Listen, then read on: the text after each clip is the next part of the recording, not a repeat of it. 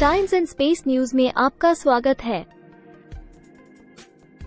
महाराष्ट्र के रामटेक में एक जनसभा को संबोधित करते हुए पीएम मोदी ने कहा कि भारत गठबंधन के नेता पूरे देश में झूठ फैला रहे हैं। प्रधानमंत्री के मुताबिक विपक्षी नेताओं को अपनी राजनीति खत्म होने का डर है।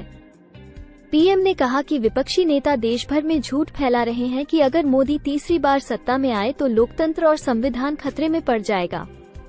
जब से मैं राजनीति में आया हूँ, एक भी चुनाव ऐसा नहीं गुजरा जब विपक्षी नेताओं ने ये झूठ न फैलाया हो। क्या आपातकाल के दौरान लोकतंत्र खतरे में नहीं था?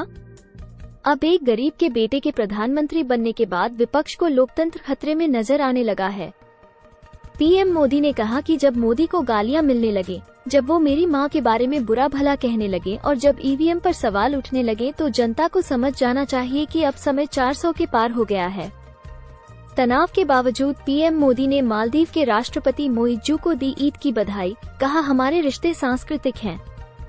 सीमा पर चीन से तनाव के बीच पीएम मोदी ने जताई रिश्ते सुधरने की उम्मीद, पड़ोसी को दिया संदेश। मोदी बोले, भारत चीन सीमा विवाद पर तत्काल चर्चा जरूरी। अमेरिकी मैगजीन से कहा, राजनयिक सैन्य स्तर पर बातचीत से शांति स्थापित की जा सकती है। मुस्लिम पर्सनल लॉ को लेकर कांग्रेस पर भड़के अमित शाह, बोले शर्म करो, देश को कितनी बार तोड़ोगे।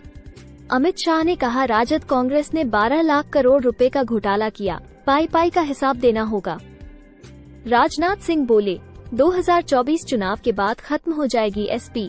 कांग्रेस के बारे में लोग पूछेंगे, कौन सी कांग्रेस? बीकानेर भारत के बाहर भी काम करती है, मोदी की गारंटी। जयशंकर ने इजराइल यूक्रेन का नाम लेकर समझाया। खड़गे की राष्ट्रपति को चिट्ठी, सैनिक स्कूलों का निजीकरण बंद करें। सरकार इनका संचालन बीजेपी आरएसएस के लोगों को दे रही है, इससे लोकतंत्र कमजोर होगा। टेस्ला के सीईओ एलन मस्क जल्द आएंगे अपने पहले दौरे पर भारत, बोले पीएम मोदी से मिलने को उत्सुक। अंबानी के साथ भी बड़ी डील की तैयारी। चुनाव आयोग द्वारा चुनाव चिन्हों की सूची वेबसाइट पर अपलोड कर दी गई है। इसमें 190 चुनाव चिन्ह हैं। इसमें जूते, चप्पल और मोजे भी शामिल हैं। इस बार बुलडोजर का नामो निशान मिट गया है। बागी भोजपुरी अभिनेता पवन सिंह काराका से चुनाव लड़ेंगे, लेकिन जब बीजेपी ने उन्हें पहली सूची में आसनसोल से टिकट दिया तो उन्होंने इसे अस्वीकार कर दिया। दिल्ली के मंत्री राजकुमार आनंद का इस्तीफा, आप भी छोड़ी। कहा, मेरे पास कहीं से कोई ऑफर नहीं। पिछले साल ईडी की छापेमारी हुई थी। अब आप महाकाल मंदिर में मोबाइल नहीं ले जा सकेंगे। गर्भगृह में आग लगने की घटना के बाद मंदिर प्रशासन सख्त, भस्म आरती में पुजारियों की संख्या सीमित। गुजरात ने रोका राजस्थान का विजय रथ, आखिरी गेंद पर जीता रोमांचक मैच।